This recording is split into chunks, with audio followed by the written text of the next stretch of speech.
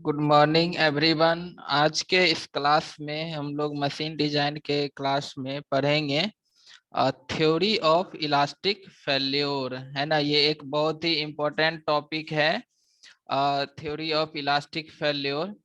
तो स्टार्ट करते हैं। हम लोग जानते हैं कि जो कोई भी मैकेनिकल एलिमेंट होता है, यानी कि कोई भी एलिमेंट्स को हम लोग फेल तब कहेंगे जब उसमें क्या आ जाए, परमानेंट डिफॉर्मेशन आ जाए। ठीक है, या फिर वो मटेरियल जो है ब्रेकेज हो जाए, मतलब वो टूट जाए। जैसे सपोज कि ये हमारा एक रॉड है और इसमें अगर कोई हम लोग यहाँ पर लोड लगा दिए, टेंसाइल लोड मान लेते हैं कि यहाँ पर लगा हुआ है, तो या तो ये अपना जो लेंथ है वो, चूंकि जैसे ही लोड एक्ट होगा तो इसके अंदर स्ट्रेस डेवलप करेगा, स्ट्रेस के कारण ये स्ट्रेन होगा, जिसके कारण इस पूरे मेंबर में डिफॉर्मेशन होगी। तो अगर ये डिफॉर्मेशन जो है परमानेंटली हो जाता है, कहने का मतलब ये हो गया कि अब अगर इस लोड को अगर हम रिमूव कर दे तो फिर से ये जो ब्लॉक है वो अपना शेप को रिगेन नहीं कर पाया, उसमें प्लास्टिक डिफॉर्मेशन आ गया, तो फिर वो मेंबर जो है फेल्योर कहा जाता है। दूसरा केस कि जब हमारा ब्रेकिंग हो जाए, यानी कि हम इसको खींच रहे हैं और ये यहाँ से क्या हो जाए, टूट जाए, मतलब यहाँ से ये ब्रेक हो गया, दो भाग में बंट गया, तब भी ये एलिमेंट जो है वो हमारा फेल्योर कंडीशन में कहलाता है। तो ये बेसिक चीज है मशीन डिजाइन का, कि कोई भी एलिमेंट हो, या तो वो परमानेंट डिफॉर्म करेगा तब वो फेल्योर कहलाएगा, या फिर ब्रेकिंग होगा। तो परमानेंट डिफॉर्मेशन कब संभव है, जब हम उसके इलास्टिक लिमिट से ज्यादा हम क्या कर दे, उसके ऊपर स्ट्रेस लगा दे, तब जा करके वो मटेरियल जो है वो फेल कर जाएगा। तो अब बहुत सारे हमारे मशीन में कहता है कि there are number of machine component, मतलब एक मशीन में ढेर सारा ऐसा कंपोनेंट होता है which are subjected to several types of load, जिसमें एक साथ कई तरह के लोड लगता है। उस पर मान लीजिए मोमेंट लगता है, उसके ऊपर टॉर्सन लगता है, टॉर्क लगता है, एक्सियल फोर्स लगता है ना, और भी कई तरह का मतलब उसके ऊपर लोड लगता है। तो जब भी हमारा कोई भी एक मशीन कंपोनेंट ऐसा हो जिसमें सेवरल टाइप्स ऑफ लोड लगे, एक लोड लगता है, तब तो हम जान जाते हैं कि मान लीजिए जैसे इसके ऊपर टेंसाइल लोड लग रहा है, तो हम जान रहे हैं कि जब इसके अंदर टेंसाइल स्ट्रेस डेवलप करेगा और ये मटेरियल जो फेल करेगा वो अपने टेंसाइल स्ट्रेस के कारण ही ये फेल करेगा।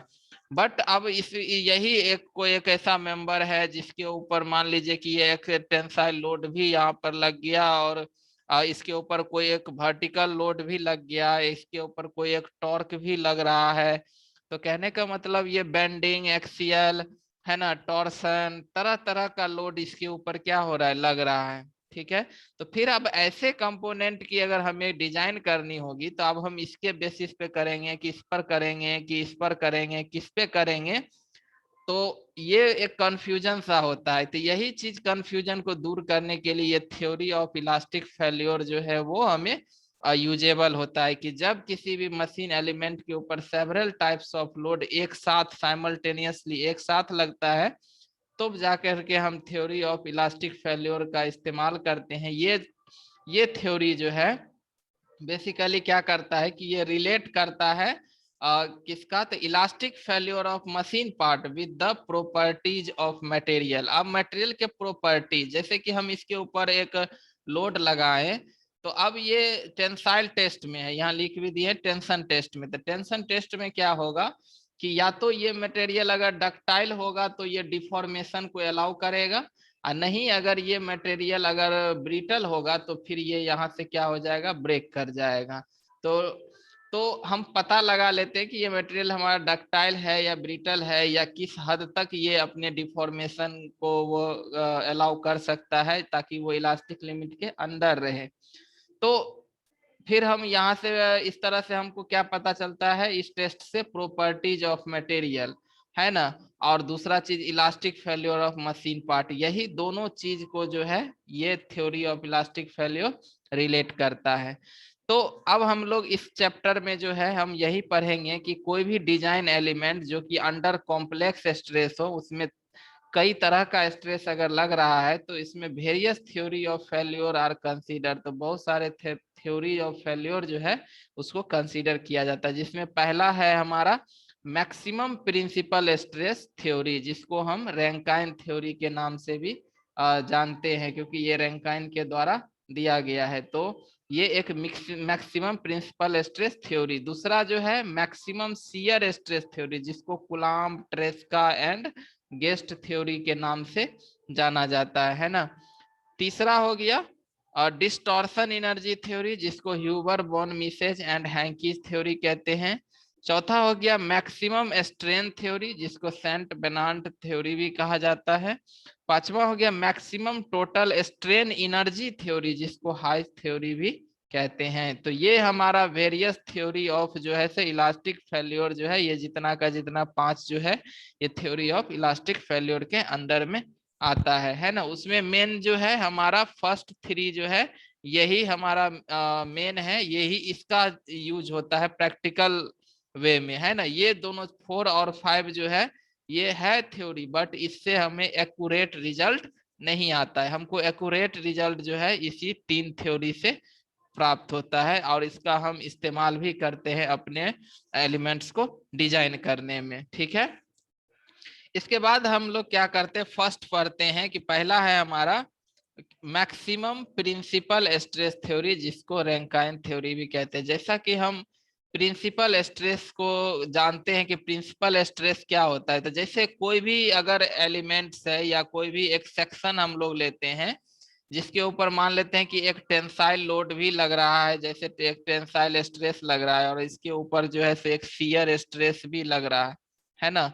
ये टेंसाइल स्ट्रेस हो गया और ये शियर स्ट्रेस हो गया, है ना। ये टेंसाइल स्ट्रेस और ये बैलेंस करेगा, चूंकि ये बैलेंस्ड होना चाहिए हमेशा।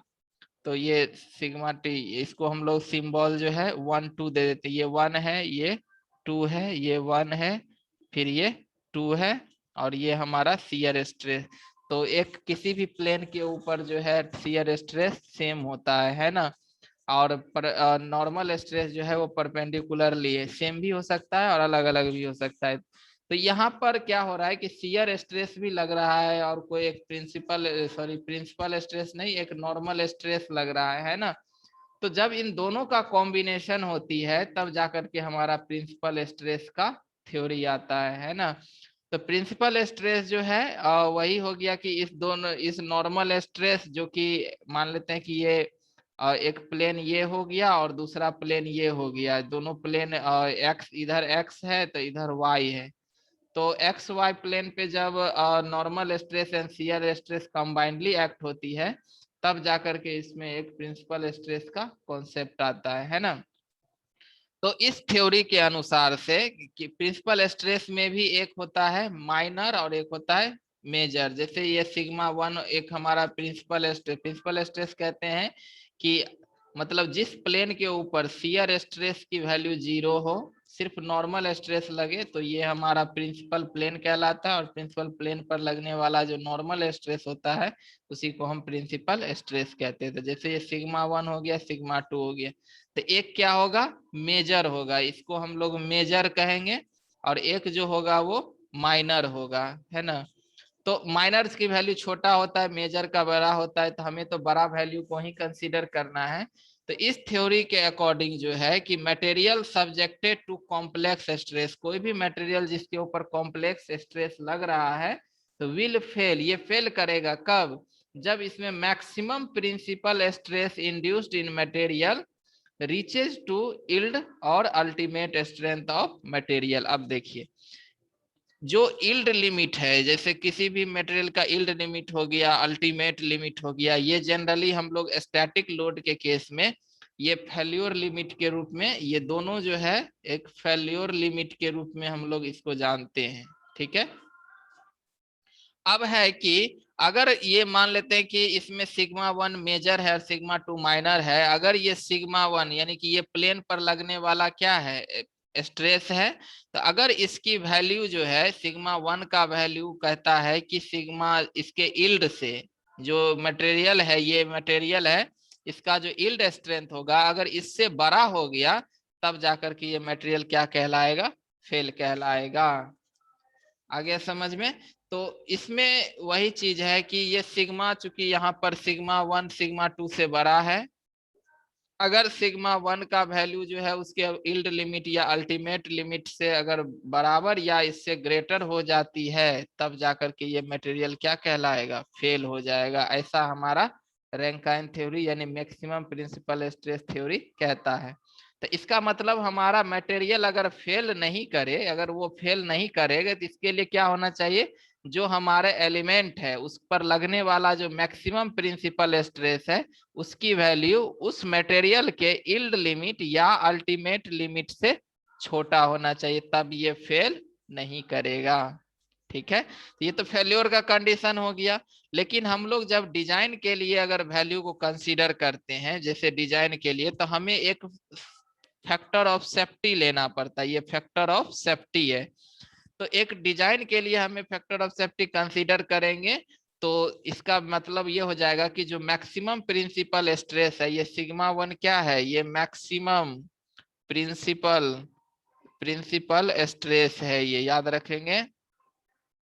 तो मैक्सिमम प्रिंसिपल स्ट्रेस की वैल्यू जो उसका, इसको हम वर्किंग स्ट्रेस में चेंज करेंगे, तो वर्किंग स्ट्रेस जो होगा, वर्किंग स्ट्रेस वो क्या होगा, उसका failure stress by factor of safety. तो मतलब हो गया कि जो वर्किंग स्ट्रेस है उससे ये छोटा या बराबर होना चाहिए। तो अगर हमें डिजाइन के लिए अगर यूज करेंगे, तो सिग्मा 1 का वैल्यू जो है वो less than equal to yield limit by factor of safety. ये हो गया मैक्सिमम प्रिंसिपल स्ट्रेस थ्योरी का। जब इसको मतलब एक्सपेरिमेंटली इसको यूज किया गया अलग अलग टेंसाइल में और कंप्रेशन में, तो ये थ्योरी का जो कंप्लीट रीजन ऑफ सेफ्टी आता है, जैसे है कि यहाँ पर अगर हम लोग ये मेजर प्रिंसिपल सिग्मा 1 है, ठीक है, और ये अगर प्लस में है तो इसका मतलब टेंसाइल है, और अगर ये माइनस में है तो ये कॉम्प्रेसिव है। ये हमारा ओरिजिन है, तो ओरिजिन से इधर निगेटिव हो गया, इधर पॉजिटिव हो गया। और उस सिमिलर केस से माइनर प्रिंसिपल स्ट्रेस में भी ये हमारा प्लस में है तो पॉजिटिव लेंगे, और ये हमारा माइनस में है तो निगेटिव लेंगे।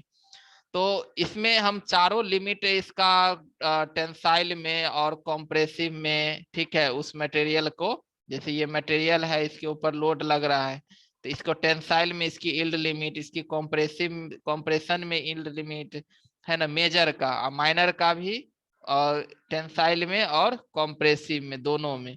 तो ऐसा देखा गया कि जो इसका सेफ्टी रीजन जो बनता है वो एक स्क्वायर बनता है। मतलब हो गया कि यहाँ यहाँ पर एक वर्टिकल लाइन ड्रॉ करेंगे जो इसके यील्ड लिमिट से जाए, यहाँ पर वर्टिकल लाइन ड्रॉ करेंगे तो जो कि इसके यील्ड लिमिट से जाए, है ना।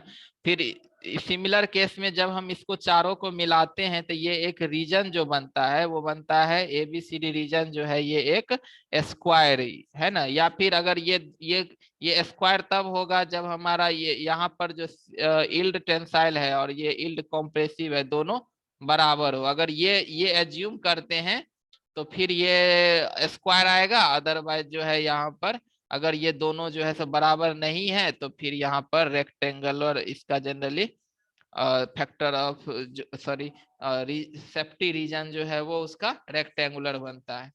तो अगर कोई भी कोऑर्डिनेट, अब मान लेते हैं कि हम जो डिजाइन कर रहे हैं और हमारे प्लेन के ऊपर मान लेते हैं कि सिग्मा 1 प्रिंसिपल स्ट्रेस मेजर लग रहा है और सिग्मा 2 जो है तो माइनर लग रहा है। तो अब सिग्मा 1 ये एक्स एक्सिस पे है, सिग्मा 2 वाई एक्सिस पे है, ठीक है। अगर ये दोनों टेंसाइल नेचर का है तो ये इस रीजन में आएगा। अगर एक मेजर जो है सो मेजर प्रिंसिपल स्ट्रेस अगर कॉम्प्रेसिव होगा और एक टेंसाइल होगा तो इस रीजन में आएगा। इस तरह से अलग अलग क्षेत्र में जाएगा। तो अगर ये सिग्मा 1 और सिग्मा 2 का जो कोऑर्डिनेट वैल्यू है, इस दोनों का जो कोऑर्डिनेट वैल्यू है, अगर वो हमारा इस रीजन के अंदर अगर फॉल करता है, मान लेते यहाँ फॉल किया, चाहे यहाँ फॉल किया, यहाँ फॉल किया, ये तो इसको सेफ माना जाता है, ठीक है। लेकिन अगर यही कोऑर्डिनेट का वैल्यू अगर यहाँ से उठ के यहाँ पर फॉल कर गया तो ये मतलब हो गया कि ये फेल्योर है। ये मतलब according to principal stress theory कि जो भी कोऑर्डिनेट अगर इस सेफ्टी रीजन जो स्क्वायर है इससे अगर वो बाहर जाता है तो वो एक फेल्योर कंडीशन है। तो इस तरह से हम मैक्सिमम प्रिंसिपल स्ट्रेस थ्योरी का यूज करते हैं। तो ये थ्योरी में एक्सपेरिमेंटली देखा गया कि ये थ्योरी जो है हमारा well suited for brittle material. ये बहुत ही इंपॉर्टेंट पॉइंट है कि ब्रिटल मटेरियल के लिए ही ये थ्योरी क्या होता है, सुटेबल होता है। इसको हम लोग डक्टाइल मटेरियल में, अगर हमारा जो एलिमेंट है वो डक्टाइल मटेरियल का है, तो फिर जो है सो ये थ्योरी का यूज नहीं होगा। यानी कि हम जिस एलिमेंट के ऊपर टेस्ट कर रहे हैं या जिस एलिमेंट को हम डिजाइन कर रहे हैं, इस एलिमेंट को हम देखेंगे ये ब्रिटल नेचर का है, तभी हम इसके ऊपर जो है सो मैक्सिमम प्रिंसिपल स्ट्रेस यानी रैंकाइन थ्योरी यूज करेंगे। तो ये बात हमें ध्यान रखना होगा। इसके बाद जो है अब सेकंड जो थ्योरी है ये है हमारा मैक्सिमम शियर स्ट्रेस थ्योरी। ठीक है, तो मैक्सिमम शियर स्ट्रेस थ्योरी को कुलाम्ब, गेस्ट और ट्रेस्का थ्योरी भी कहते हैं। ठीक है, तो इस थ्योरी के अकॉर्डिंग जो है कि when a material is under complex stress, जब भी कोई मटेरियल अगर कॉम्प्लेक्स स्ट्रेस के अंदर में होता है, यानी कॉम्प्लेक्स स्ट्रेस कहने का मतलब हो गया कि उस पर नॉर्मल भी लग रहा है और उस पर शियर भी लग रहा है, दोनों अगर लग रहा है तो ये एक कॉम्प्लेक्स स्ट्रेस कहलाता है। तो कोई भी मटेरियल जो मतलब कॉम्प्लेक्स स्ट्रेस में हो तो उसकी जो फेल्योर होती है कब, तो कहता है कि if maximum shear stress in complex stress system, यानी कि पूरे सिस्टम में, ये पूरे सिस्टम में जो मैक्सिमम शियर, जैसे कि यहाँ पर मान लेते हैं कि ये नॉर्मल स्ट्रेस है, ये शियर स्ट्रेस है, फिर ये नॉर्मल है और ये फिर क्या है, शियर है। तो यहाँ पर ये कॉम्प्लेक्स स्ट्रेस लग रहा है, तो इस दोनों के कारण, इस सब के कारण जो हमारा यहाँ पर टाउ मैक्सिमम आएगा, यानी मैक्सिमम शियर स्ट्रेस आएगा।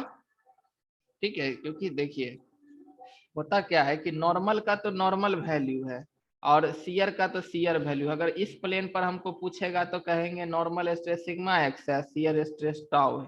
लेकिन पूछ देगा कि चलिए इस प्लेन से कोई एक प्लेन ऐसा है जो यहाँ पर 30 डिग्री का एंगल बना रहा है, अब इस पर पूछ देगा कि बताइए इस पर कितना नॉर्मल स्ट्रेस होगा और इस पर कितना शियर स्ट्रेस होगा। तो फिर इस पर नॉर्मल स्ट्रेस, शियर स्ट्रेस जो होगा वो इस इन सब के कारण होगा, क्योंकि इसका भी इफेक्ट इस पे आएगा और इसका भी इफेक्ट इसके ऊपर आएगा। तो एक जो पॉइंट होता है कि मैक्सिमम, कहीं ना कहीं एक मैक्सिमम शियर स्ट्रेस की वैल्यू हमें आएगा। तो कहता है कि जो मैक्सिमम शियर स्ट्रेस की वैल्यू जो होगा वो बराबर होना चाहिए maximum shear stress and yield point. अब इस मटेरियल का कुछ ना कुछ यील्ड पॉइंट होगा, यील्ड टेंसाइल स्ट्रेंथ होगा, टेंसाइल स्ट्रेंथ में यील्ड होगा, उसी तरह शियर स्ट्रेंथ में भी कुछ इसका यील्ड पॉइंट होगा। तो इस यील्ड पॉइंट से ये क्या होना चाहिए, जो मैक्सिमम शियर स्ट्रेस है वो छोटा होना, यानी टाउ मैक्स का वैल्यू जो है लेस देन होना चाहिए उसके, मतलब maximum shear stress eight yield point पर। यील्ड पॉइंट पर जो मैक्सिमम शियर स्ट्रेस होगा उससे जो लगने वाला है, जो किसी मेंबर के ऊपर जो एक्ट होने वाला शियर स्ट्रेस है मैक्सिमम, वो इससे छोटा होगा, तब जाकर के ये फेल नहीं करेगा। यही बात हमको ये मैक्सिमम शियर स्ट्रेस थ्योरी कहता है। ठीक है, तो अब डिजाइन के लिए अगर हम कंसीडर करेंगे, देखिए तो मैक्सिमम शियर स्ट्रेस थ्योरी के अकॉर्डिंग जो होता है कि जो शियर स्ट्रेस यील्ड पॉइंट पे होता है वो हाफ होता है मतलब नॉर्मल यील्ड स्ट्रेंथ का। यहाँ लिख भी दिए हैं कि maximum shear stress theory predict that the yield strength in shear, shear में जो यील्ड स्ट्रेंथ होता है वो हाफ होता है यील्ड स्ट्रेंथ इन टेंशन का। ठीक है, यानी कि यहाँ पर जो टाउ वाई टी जो हो जाएगा ये हमारा सिग्मा वाई टी बाय 2, मतलब यील्ड, शियर यील्ड स्ट्रेंथ जो होगा वो नॉर्मल यील्ड स्ट्रेंथ का आधा होता है, ऐसा हमारा ये थ्योरी कहता है। इसको हम याद रखेंगे। ठीक है, क्योंकि क्वेश्चन में हो सकता है कहीं पर ये वैल्यू दे दे, लेकिन अगर हम कह देगा कि हमको मैक्सिमम शियर स्ट्रेस थ्योरी से डिजाइन करना है तो फिर हमको तो ये पता होना चाहिए तभी हम डिजाइन कर पाएंगे। तो ये पता कब होगा, ये दिया हुआ है तो इसका आधा कर देंगे तो यही इसके बराबर आ जाएगा। ठीक है, तो अब ये तो नो फेल्योर के लिए था, लेकिन अगर हम यहाँ पर डिजाइन के लिए अब लेते हैं कि डिजाइन के लिए तो टाउ मैक्स का वैल्यू जो है इसमें फैक्टर ऑफ सेफ्टी को क्या करें, कंसीडर करेंगे। तो सिग्मा वाई टी को हम फैक्टर ऑफ सेफ्टी से भागा दे देंगे तो ये क्या बन जाएगा, वर्किंग स्ट्रेस बन जाएगा। यानी कि जो हमारा टाउ वाई है इसको फैक्टर ऑफ सेफ्टी से भागा दे देंगे तो ये भी हमारा वर्किंग स्ट्रेस बन जाएगा। ठीक है, वर्किंग स्ट्रेस से छोटा होना चाहिए। और यहाँ पर हम अगर इसको हम चेंज करेंगे नॉर्मल में तो इस टाउ वाई जो है सिग्मा वाई टी बाय 2 हो जाएगा और बाय फैक्टर ऑफ सेफ्टी यहाँ वाला जो है वो हो जाएगा। तो इसका वैल्यू जो है टाउ मैक्स का less than equal to sigma Y T by 2 into factor of safety. तो याद रखिएगा कि जब भी हमारा मतलब मान लेते हैं कि अगर कोई स्ट्रेस सिस्टम है इसके ऊपर सिग्मा 1 मेजर है और सिग्मा 2 माइनर प्रिंसिपल स्ट्रेस है तो इसमें मैक्सिमम शियर स्ट्रेस जो होता है वो एट ए 45 डिग्री एंगल पे होता है। यहाँ पर इस पर जो मैक्सिमम शियर स्ट्रेस होगा और ये टाउ मैक्स का जो मान होता है वो सिग्मा 1 माइनस सिग्मा 2 बाय 2 है ना। ये प्रिंसिपल स्ट्रेस थ्योरी में पढ़ाया भी जाता है तो इसको याद रखेंगे। मैक्सिमम शियर स्ट्रेस जो होती है सिग्मा 1 माइनस सिग्मा 2 बाय 2, ये मेजर प्रिंसिपल स्ट्रेस, ये माइनर प्रिंसिपल स्ट्रेस है ना। तो ये लेस देन इक्वल टू होना चाहिए किससे, तो sigma Y T by 2 into factor of safety. अब है कि जब इसका इस थ्योरी का सेफ्टी रीजन को ड्रॉ किया गया है ना तो यहाँ पर देखिए ये बनता है hexagon, A B C D E F जो है यहाँ पर क्या बनता है, हेक्सागोन है ना।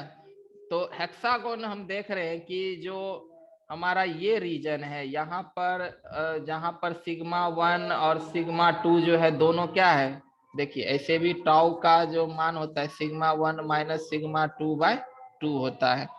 तो अगर सिग्मा 1 भी पॉजिटिव है और सिग्मा 2 भी पॉजिटिव है तो ये दोनों टर्म क्या होगा, घटेगा, सब्सट्रैक्ट हो जाएगा और इसका आधा हो जाएगा। मान लेते हैं सिग्मा सिग्मा 1 का मान अगर 20 है और सिग्मा 2 का मान 10 है, ठीक है। तो 20 में से 10 घट जाएगा तो 10 बचेगा, 10 में से 2 गया तो 5, यानी कि इस रीजन में कितना आएगा, 5 आएगा। लेकिन अगर हम सेम चीज है कि सिग्मा 2 का मान प्लस में हो और सिग्मा 1 का मान -20 में हो तो ये इस रीजन में आएगा। तो ये क्या हो जाएगा, यहाँ पर पुट करेंगे तो -20 और -10 बाय 2 तो ये कितना हो जाएगा, -15। देखिए शियर स्ट्रेस का मान यहाँ पर -15 आ गया और जबकि यहाँ पर 5 ही आया। तो इसीलिए ये रीजन जो होता है इसमें ये बहुत सेफ्टी रीजन इसका बहुत छोटा हो जाता है, जबकि इस रीजन में देखिए सेफ्टी रीजन हमारा इतना बड़ा है, ठीक है। और यहाँ पर क्या हो गया कि बस इतना ही छोटा मतलब सेफ्टी रीजन इस दोनों से मतलब में, जहाँ पर एक पॉजिटिव है, ये पॉजिटिव है ये निगेटिव है और यहाँ पर ये पॉजिटिव है ये निगेटिव है। तो चूंकि ये दोनों सब्सट्रैक्ट टर्म में है तो टाउ मैक्स जो होता है सिग्मा 1 माइनस सिग्मा 2 बाय 2 होता है। तो अब ये है कि अब इस दोनों में से अगर एक भी टर्म अगर निगेटिव हुआ तो दोनों एडिशन हो जाएगा, एडिशन में इसकी वैल्यू क्या होगा, राइज करेगा। इसीलिए इसमें दोनों में छोटा छोटा है। और हम जानते हैं कि 45 डिग्री पर क्या होता है, यहाँ देखिए सबसे छोटा पॉइंट जो है ओरिजिन से सबसे नजदीक पॉइंट हमारा यही है, ठीक है। इससे ये हेक्सागोन का जो बाहर का स्पेस है ये सब इसका फेल्योर रीजन है। ये सब जो भी ये रीजन से अगर बाहर गया कोऑर्डिनेट, यानी कि जो सिग्मा 1 और सिग्मा 2 का कोऑर्डिनेट अगर इस हेक्सागोन रीजन से क्या हो गया, बाहर चला गया तो फेल्योर माना जाएगा, ठीक है। तो फेल्योर का ज्यादा चांस कहाँ है, जो ओरिजिन से देखिए ये पॉइंट सबसे नजदीक में और ये 45 डिग्री पे होता है और यहीं पर tau max maximum shear stress होता है। तो ज्यादा फेल्योर यहाँ पर चांसेज है, ठीक है। तो ये रीजन क्या हो गया, एक सेफ्टी रीजन हो गया ABCDEF, जिसके अंदर अगर हमारा कोऑर्डिनेट इसके अंदर कहीं भी फॉल करेगा तो उसको सेफ माना जाएगा और इसको इस रीजन के बाहर फॉल करेगा तो फेल माना जाएगा। ऐसा हमारा मैक्सिमम शियर स्ट्रेस थ्योरी कहता है, ठीक है। तो इसके बाद जो है ये थ्योरी जो होता है मैक्सिमम शियर स्ट्रेस थ्योरी को हम लोग डक्टाइल मटेरियल के लिए ज्यादा सुटेबल होता है। ये डक्टाइल मटेरियल के लिए मोस्ट सुटेबल होता है, मतलब ये ज्यादा इसको हम ब्रिटल के लिए जो है यूज नहीं करते हैं, ठीक है। तो जहां जो भी एलिमेंट डक्टाइल मटेरियल का बना होगा और उस पर कॉम्प्लेक्स स्ट्रेस लग रहा होगा तब उसकी डिजाइन जो है हम इस मैक्सिमम शियर स्ट्रेस थ्योरी से करते हैं, इसको याद रखेंगे। तीसरा जो एक इंपॉर्टेंट थ्योरी है वो है distortion energy theory. Distortion energy theory के अकॉर्डिंग जो है कि फेल्योर जो होगा हमारा मटेरियल का, जिसके ऊपर बाई एक्सियल या ट्राई एक्सियल स्ट्रेस लग रहा हो, मतलब उसका बाई एक्सियल मतलब हो गया एक्स वाई डायरेक्शन, और ट्राई एक्सियल हो गया कि एक्स वाई जेड तीनों डायरेक्शन। तो स्ट्रेस या तो बाई एक्सियल हो या ट्राई एक्सियल हो, तो उसके अंदर जो स्ट्रेन एनर्जी ऑफ डिस्टॉर्शन जो डेवलप करेगा, उस पर स्ट्रेस लगाने से क्या होगा, उसके अंदर strain energy of distortion develop करेगा। तो कहता है कि जितना हमारा strain energy of distortion per unit उस एलिमेंट के अंदर डेवलप करेगा, वो किसी भी पॉइंट के ऊपर वो इक्वल होना चाहिए, मतलब strain energy of distortion per unit volume, है ना। यहाँ पर ऐसे लिखेंगे कि theory the failure of material subjected to biaxial and triaxial occurs when the strain energy of distortion per unit volume at any point is in the component becomes equal to strain energy of distortion per unit volume in the standard specimen of tensile tension test when yielding start। मतलब हो गया कि ये जो stress का value है वो हमारे द्वारा लगाया गया स्ट्रेस की वैल्यू है, और यील्ड लिमिट तो हर मटेरियल की क्या होती है, फिक्स होती है। तो मतलब हो गया कि यील्ड स्ट्रेस के कारण, इस स्ट्रेस के कारण जो उस मटेरियल के अंदर में strain energy of distortion develop करेगा, और हमारे द्वारा जो लगाया गया स्ट्रेस के कारण जो उसके अंदर strain energy of distortion develop करेगा, तो हमारे द्वारा जो लगाया गया स्ट्रेन एनर्जी ऑफ डिस्टॉर्शन है उसकी वैल्यू अगर वो बराबर हो गया यील्ड स्ट्रेस लगाने से जितना स्ट्रेन एनर्जी ऑफ डिस्टॉर्शन हो रहा है उसके, तो वो फेल कर जाएगा। ऐसा हमारा डिस्टॉर्शन एनर्जी थ्योरी कहता है। ठीक है, तो इसमें इसकी डेरिवेशन काफी लंबा चौड़ा है, उतना हमें जानने की जरूरत नहीं है, हम लोग सीधा जानते हैं।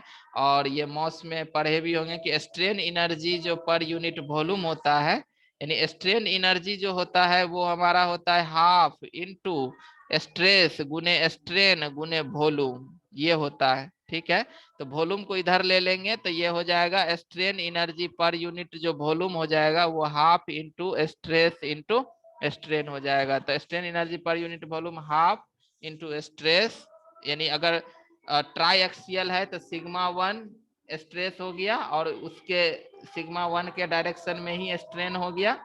उसी तरह जो है सो ये सिग्मा 2 और E2 है ना, प्लस हाफ सिग्मा 3 E3। ये अगर मान लीजिए बाई एक्सियल है तो इसको हम 0 कर देंगे, बस यही वैल्यू सिर्फ लेंगे, और ट्राई एक्सियल है तो तीनों लेंगे।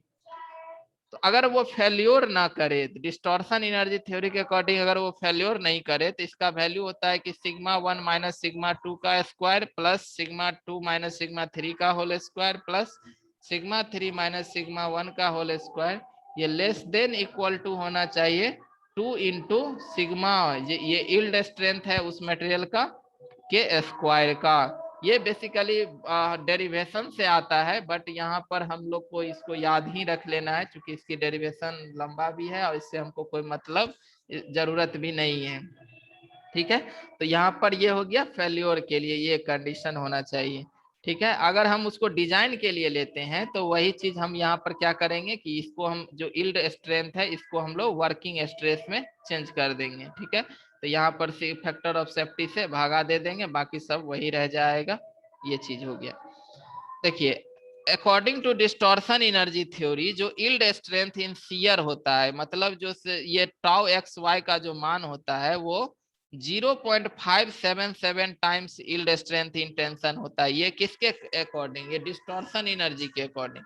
और जबकि मैक्सिमम शियर स्ट्रेस थ्योरी में अभी हम लोग पढ़े हैं कि जो शियर स्ट्रेस होता है वो उसके यील्ड स्ट्रेंथ का आधा होता है। ये किसके अकॉर्डिंग, ये मैक्सिमम शियर स्ट्रेस थ्योरी के according. But distortion energy theory के अकॉर्डिंग जो होता है ये शियर स्ट्रेस जो होता है वो 0.577 टाइम्स यील्ड स्ट्रेंथ का होता है। यानी कि टाउ एक्स वाई जो होगा वो sigma Y T by root 3 होगा, इसमें हाफ था, इसमें sigma Y T by root 3, ये भी याद रखेंगे। तो इसमें ये क्या ले रहा है, ज्यादा ले रहा है ना, ये 0.5 टाइम्स हुआ और ये 0.577 टाइम्स हो गया, तो ये ज्यादा ले रहा है ना शियर स्ट्रेस की वैल्यू को। इसका जो सेफ्टी रीजन बनता है वो बनता है इलिप्स। ये एक इलिप्स बनता है ना। डिस्टॉर्शन एनर्जी थ्योरी का सेफ्टी रीजन इलिप्स बनता है। तो अगर सिग्मा 1 और सिग्मा 2, ये सिग्मा 2 है, अगर इसका कोऑर्डिनेट इस इलिप्स के अंदर अगर फॉल करता है ना, तो फिर ये सेफ माना जाएगा। अगर यही कोऑर्डिनेट का वैल्यू अगर इस रीजन के बाहर चला गया तो ये फेल माना जाएगा। तो वहां पर क्या था, यहाँ हेक्सागोन था, यही चीज हेक्सागोन था, लेकिन इसमें क्या हो गया, थोड़ा इलिप्स हो जाता है। और इलिप्स जो होती है उसका सेमी मेजर एक्सिस होता है √2 सिग्मा वाई टी। मतलब यहाँ से यहाँ तक का जो वैल्यू होता है वो √2 sigma Y T yield strength का, सॉरी ये इलिप्स हो गया। तो इस इलिप्स को ये इसका सेमी माइनर हो गया और ये इसका सेमी मेजर एक्सिस हो गया। तो यहाँ से लेके यहाँ तक ये वैल्यू जो होता है वो √2, ये √2 सिग्मा वाई टी। और जबकि सेमी माइनर एक्सिस मतलब यहाँ से लेके यहाँ तक का दूरी ये √2/√3 सिग्मा वाई टी। तो बता ही दिए, इसमें अगर फॉल करेगा तो सेफ माना जाएगा, और इससे बाहर अगर कोऑर्डिनेट फॉल करता है तो वो फेल्योर कंडीशन में माना जाएगा, है ना। तो ये हमारा मोस्ट सुटेबल होता है, ये भी डक्टाइल मटेरियल के लिए। तो अब अगर कंफ्यूजन, अब यहाँ पर एक क्वेश्चन उठता है कि भाई डक्टाइल मटेरियल के लिए हमारा मैक्सिमम शियर स्ट्रेस थ्योरी जो है, ये भी शियर स्ट्रेस थ्योरी ये भी डक्टाइल मटेरियल के लिए ही है, और डिस्टॉर्शन एनर्जी थ्योरी भी डक्टाइल मटेरियल के लिए भी है। तो अगर हमको एक डक्टाइल मटेरियल दे दिया जाए और उसके ऊपर कॉम्प्लेक्स स्ट्रेस लग रहा हो, तो फिर हमको किससे डिजाइन करना चाहिए। तो अब देखिए यहाँ पर ये हम अभी देखे हैं कि जो लिमिट है यहाँ पर शियर स्ट्रेस जो है, मैक्सिमम शियर स्ट्रेस में जो शियर स्ट्रेस की वैल्यू आती है वो 0.5 टाइम्स आता है, और डिस्टॉर्शन में 0.577 टाइम्स आता है। मतलब हो गया कि सेफ्टी के अगर पर्पस से हम देखेंगे तो मैक्सिमम शियर स्ट्रेस थ्योरी ज्यादा सेफ है। और इकोनॉमी के पॉइंट ऑफ व्यू से देखेंगे, अगर हम फेल्योर के ज्यादा नजदीक जाके हम डिजाइन करना चाहते हैं तो डिस्टॉर्शन एनर्जी थ्योरी उसके लिए ज्यादा सुटेबल है। तो अब हमारे ऊपर डिपेंड करता है कि हम जिस पार्ट की डिजाइन कर रहे हैं वो पार्ट हमारे लिए सेफ्टी ज्यादा जरूरी है या इकोनॉमी ज्यादा जरूरी है। सेफ्टी जरूरी होगा तो मैक्सिमम शियर स्ट्रेस थ्योरी, और जनरली यही यूज होता है। और अगर ज्यादा हमें एक्यूरेट रिजल्ट देना हो, क्योंकि अगर टेस्ट का वैल्यू सब चीज अगर एक्चुअल है, तो डिस्टॉर्शन एनर्जी थ्योरी हमारा मोस्ट सुटेबल होता है डक्टाइल मटेरियल के लिए। ये इकोनॉमी पॉइंट ऑफ व्यू से भी ये अच्छा माना जाता है। ठीक है, तो ये था हमारा 3 थ्योरी ऑफ इलास्टिक फेल्योर, जिसका हम लोग फर्दर आगे डिजाइन में यूज भी करेंगे। तो ये तीनों जो है मतलब कॉम्प्लेक्स स्ट्रेस के लिए डिजाइन के लिए हम यूज करते हैं। Thank you.